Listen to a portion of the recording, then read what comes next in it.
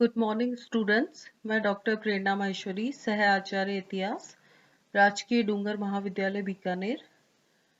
मेरा आज का व्याख्यान ऋग्वैदिक काल की सामाजिक स्थिति पर केंद्रित होगा। इससे पूर्व के व्याख्यान में मैं आपसे ऋग्वैदिक काल की भौगोलिक और राजनीतिक स्थिति के बारे में बात कर चुकी हूँ। ऋग्वेद से हमें जो समाज की स्थिति की जानकारी मिलती है, उसके अनुसार ऋग्वैदिक कालीन समाज अनेक जनों से मिलकर के बना था।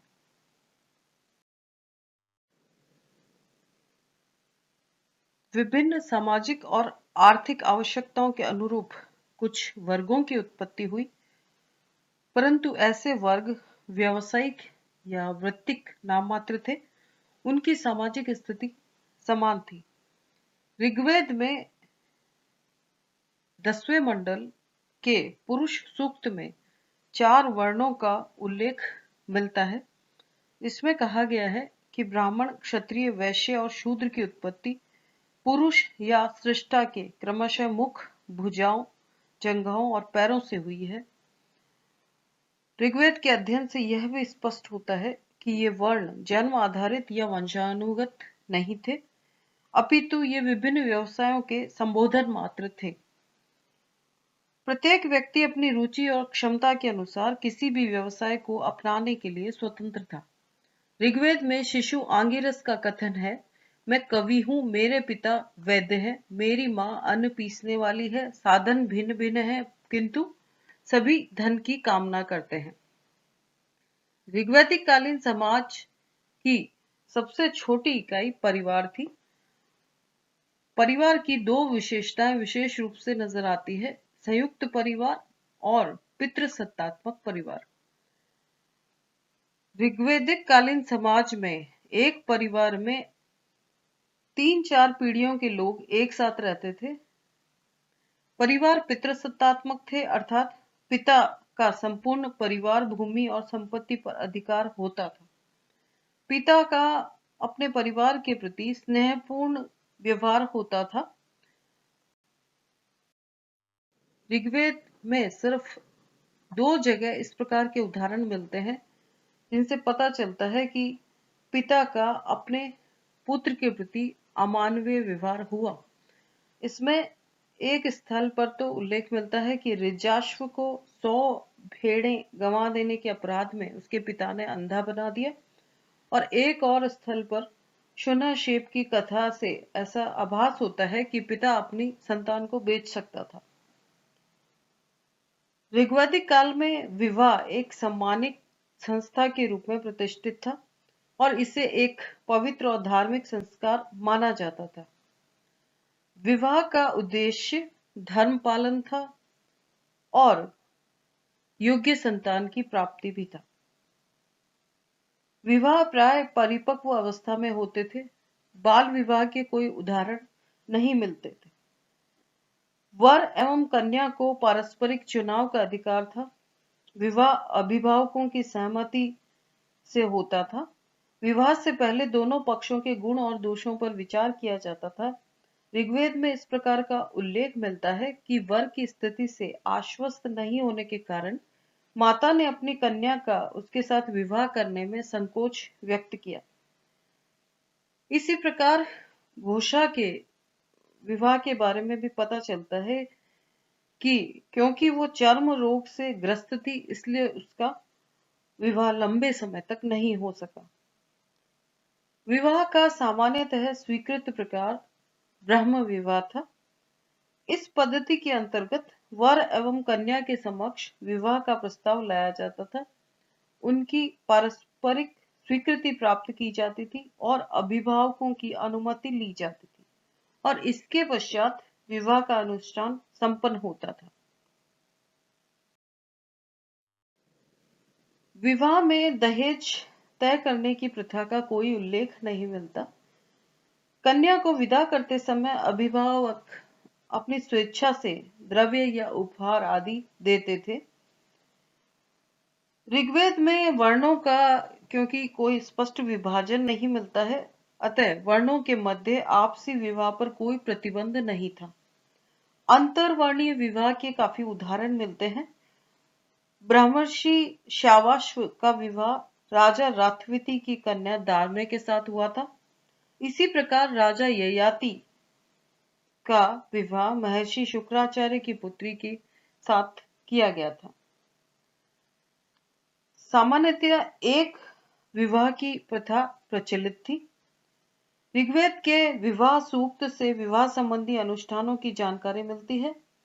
वर पक्ष के लोग विवाह हेतु कन्या के घर जाते थे, जहां उनका स्वागत एवं अभिनंदन किया जाता। वर वधु का हाथ थामकर अग्नि की साक्षी में चारों ओर घूमता था और विवाह का अनुष्ठान संपन्न होने के बाद वधु को वर के घर लाया जाता था। बहु विवाह का प्रचलन अपवाद स्वरूप था और उसका चलन राजाओं और धनाढ्य व्यक्तियों तक सीमित था। विधवा विवाह के लिए कोई निषेधात्मक उल्लेख ऋग्वेद से प्राप्त नहीं होता है। इससे अंदाजा लगाया जा सकता है कि विधवाओं का विवाह वर्जित नहीं था। नियोग प्रथा का प्रचलन था, जिसके अनुसार विधवा स्त्री संतान की प्राप्ति के लिए अपने देवर के साथ पत्नी के रूप में रह सकती थी। कुछ विशेष परिस्थितियों में पुत्र प्राप्ति के लिए सधवा स्त्रियों को भी अपने पति के जीवन काल में ही अन्य पुरुष के साथ रहने की अनुमति थी। इस प्रकार के दो उदाहरण मिलते हैं कि पुरंधी वधृति एवं पुरुकुत्सानी ने अन्य पुरुष से पुत्र प्राप्त किया था। ऋग्वैदिक काल का समाज नारी की उच्च स्थिति के लिए सबसे ज्यादा उल्लेखनीय है। इस काल में सर्वत्र स्त्रियों के प्रति सम्मान का भाव नजर आता है। यद्यपि पितृसत्तात्मक परिवार होने के कारण पुत्र जन्म को अधिक प्रिय माना जाता था, लेकिन इसका यह अर्थ कदापि नहीं है कि कन्या का जन्म प्रिय नहीं था। ऋग्वेद के एक मंत्र में एक दंपति को अपने पुत्र पुत्रियों की लंबी आयु के लिए कामना करते हुए दिखाया गया है। अनेक पुत्रियों के पिता के रूप में तरकश की प्रशंसा की गई है, जिससे पता चलता है कि पुत्रियों के प्रति प्रेम का भाव विद्यमान था। पुत्र की भांति पुत्री को भी उपनयन, उच्चतम शिक्षा एवं याज्ञिक अनुष्ठान का अधिकार प्राप्त था। ऋग्वैदिक काल में पुत्र की तरह पुत्री का भी उपनयन संस्कार होता था। स्त्रियां उच्च शिक्षा प्राप्त करती थी, वे ऋषि पद पर भी प्रतिष्ठित हो सकती थी। ऐसी स्त्रियों को ऋषिका और ब्रह्मवादिनी कहा गया है। प्रमुख ऋषिका स्त्रियों में लोपामुद्रा, विश्ववारा, पौलोमी, शची, अपाला, घोषा आदि के नाम उल्लेखनीय हैं। ऋग्वेद में एक सूक्त में पौलोमी शची ये कहती है, मैं ज्ञानवती हूँ, मैं मूर्धन्य हूँ, मैं तेजस्वी वक्तृत्व करने वाली हूँ, मैं शत्रु का विनाश करने वाली हूँ। पति मेरे अनुकूल रहकर व्यवहार करे, मेरी पुत्री तेजस्विनी है, मैं सर्वत्र विजयी हूँ। इस प्रकार यह स्पष्ट है कि स्त्रियों की स्थिति इस समय काफी अच्छी थी। ऋग्वेद के अनेक उल्लेखों से यह भी पता चलता है कि विवाह से पहले पुत्रियों को गृह कार्य में दक्ष किया जाता था। वे कताई, बुनाई, सिलाई का कार्य सीखती थी। उन्हें गायन, नृत्य आदि की शिक्षा भी दी जाती थी। ऋग्वेद में अनेक स्थलों पर कन्याओं को गाय का दूध दोहते हुए दिखाया गया है। संभवतः इसी कारण पुत्री को दुहिता भी कहा गया। स्त्रियों को याज्ञिक और धार्मिक अनुष्ठानों में पति के साथ शामिल होने का अधिकार था और जहां तक संपत्ति के अधिकार की बात है, तो पितृसत्तात्मक परिवार होने के कारण ऋग्वैदिक काल में स्त्रियों को संपत्ति पर पुरुष के समान अधिकार प्राप्त नहीं था, परंतु विशेष परिस्थितियों में वे संपत्ति की पूर्ण या आंशिक स्वामिनी हो सकती थी।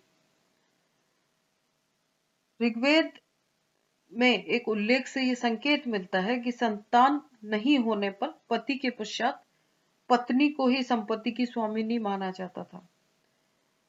यदि माता पिता की संतान केवल पुत्रियां होती थी तो उन्हें ही पैतृक संपत्ति का अधिकारी माना जाता था। यदि किसी कन्या का विवाह नहीं होता था और वो अपने पिता के साथ रह रही होती थी तो भाई होने पर भी संपत्ति पर उसका अधिकार था। ऋग्वेद में अनेक उल्लेखों से यह पता चलता है कि स्त्रियां सभा और समिति की गतिविधियों में सक्रियता से भाग लेती थी। इस समय पर्दा प्रथा के अस्तित्व का कोई प्रमाण नहीं मिलता। स्त्रियां पर्दे में नहीं रहती थी। सती प्रथा के उल्लेख नहीं मिलते हैं। ऋग्वेद में एक जगह ऐसा वर्णन मिलता है कि विधवा पत्नी मृत पति के शव को अग्नि में जलने से पूर्व स्नान कराती है, परंतु वह स्वयं सती नहीं होती। ऋग्वैदिक कार्यों के अगर भोजन की बात करें तो उनके भोजन में दूध, दही और घी और उनसे निर्मित वस्तुओं का विशेष स्थान था। क्षीर पाकोदनम अर्थात दूध में पकी हुई खीर का वर्णन मिलता है। अपूपम घृतवंतः अर्थात घी में पके हुए मालपुए भी आर्यों को काफी प्रिय थे। विभिन्न प्रकार के अन्नों का जो वो प्रयोग कर रहे थे उसमें यव या जौ, व्रीहि या धान्य, माश या उड़द आदि का ये प्रयोग करते थे। ऋग्वैदिक काल में मांसाहार का सामान्यतः प्रचलन नहीं था। ऋग्वेद के 10वें मंडल में एक ऋचा में मैदा और मांस से युक्त भेड़ को पकाकर अनुष्ठान करने का उल्लेख मिलता है। एक अन्य मंत्र में अग्नि को उक्षान, उक्षा या बैल जिसका अन्न हो बताया गया है और इस प्रकार के संदर्भों से कुछ विद्वानों का यह अनुमान है कि ऋग्वैदिक आर्य भेड़ या बैल आदि का मांस खाते थे, लेकिन कुछ विद्वान ये मानते हैं कि ऋग्वेद के इन प्रसंगों में पशु बलि का उल्लेख है लेकिन मांस भक्षण का नहीं। अतः स्पष्ट है कि ऋग्वैदिक काल में मांस भक्षण प्रचलित नहीं था। गाय को ऋग्वेद में अघन्या या जिसका वध नहीं किया जा सके कहा गया है। ऋग्वेद में सुरापान की निंदा की गई है और ऐसा लगता है कि सुरापान सामान्यतः वर्जित था। आर्य सोम नामक एक विशेष रस को पीने के शौकीन थे। आर्यों ने सोम को एक देवता के रूप में प्रतिष्ठित किया और उसकी स्तुति में अनेक मंत्रों की रचना की। ऋग्वेद के 9वें मंडल में सोम देवता के नाम से 144 सूक्त हैं। ईरानियों के धर्म ग्रंथ अवेस्ता में भी सोम रस का उल्लेख मिलता है, वहां इसे होम कहा गया है। ऋग्वेद से हमें आर्यों की वेशभूषा की भी काफी जानकारी मिलती है। आर्य सूत, ऊन, रेशम और मृग चर्म से बने हुए वस्त्र पहनते थे।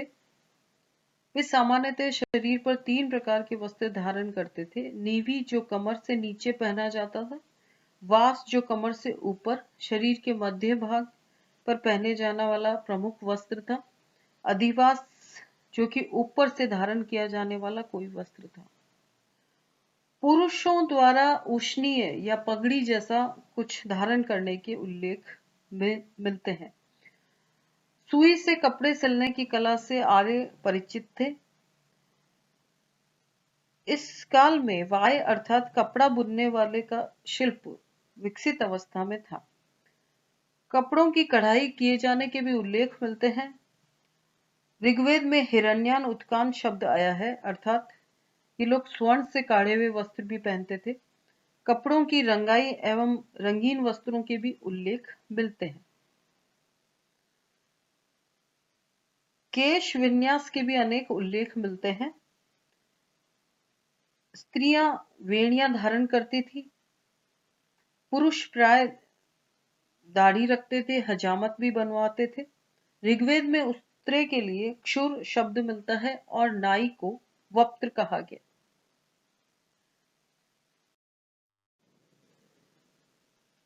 ऋग्वैदिक काल में स्त्री और पुरुष दोनों आभूषण प्रेमी थे। ऋग्वेद में कुछ आभूषणों के उल्लेख मिलते हैं: कर्ण शोभन या कर्णफूल, कुरीर या मस्तकाभूषण, निष्कग्रीव या कंठहार, मणिग्रीव या मोतियों का हार, खादी अर्थात कंगन या कड़े, रुक्म वक्षशह अर्थात वक्ष स्थल पर शोभित आभूषण। ऋग्वैदिक आर्य अनेक मनोरंजन के साधनों से परिचित थे और रथ, धावन, घुड़दौड़ उनके सामूहिक मनोरंजन के मुख्य साधनों में से थे। आखेट या शिकार भी बहुत लोकप्रिय था। हाथी, जंगली सुअर, हिरन, भैंसे, शेर और चिड़ियों का शिकार किया जाता था। आर्य द्यूत क्रीड़ा के भी काफी शौकीन थे और इस प्रकार के उल्लेख मिलते हैं कि इस शौक के कारण बहुत से लोगों का आर्थिक नुकसान भी होता था। ऋग्वेद के एक सूक्त में हारे हुए जुआरी की दुर्गति का वर्णन है। ऋग्वैदिक आर्यों में संगीत और नृत्य भी काफी लोकप्रिय था। वाद्य संगीत के अंतर्गत करकरी या वीणा, दुदुम्बी, तूणव या बांसुरी, श्रृंग या शंख, आघात या झांझ, मृदंग आदि का उल्लेख मिलता है। कुछ विद्वानों का अनुमान है कि ऋग्वैदिक काल में धार्मिक नाटकों का भी आयोजन होता था। मनोरंजन के लिए अनेक प्रकार के उत्सवों का आयोजन भी किया जाता था। इन उत्सवों में नृत्य, गायन, रथदौड़, मल्लयुद्ध आदि गतिविधियां मुख्य रूप से करवाई जाती थी।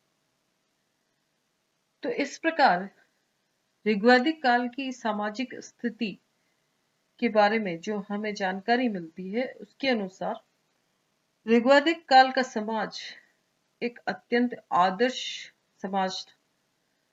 परिवार संयुक्त होते थे और अनेक पीढ़ियों के लोग एक साथ रहते थे। पितृसत्तात्मक परिवार होते हुए भी ऋग्वैदिक काल में नारियों की अत्यंत उच्च स्थिति का आभास होता है। यद्यपि बाद में धीरे धीरे उनकी स्थिति में गिरावट आने लगी।